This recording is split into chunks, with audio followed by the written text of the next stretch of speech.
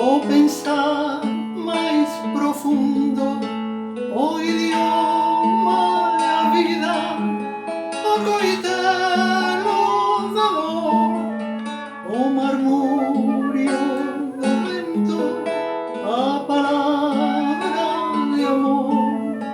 O idioma e o tempo e a voz dos avós, ese breve roncel que deixaremos nós.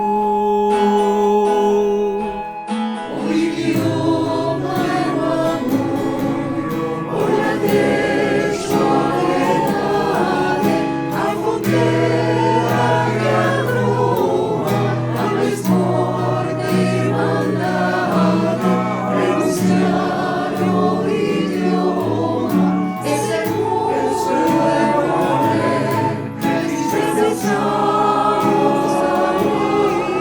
se queremos vencer. O idioma é o merdo, patrimonio do povo, mágicamente bello, eternamente novo. O idioma é a pátria, a esencia máis nosa, a creación común, grande e poderosa. O idioma é a forza que nos xunde e sostén. Si perdemos a fala, non seremos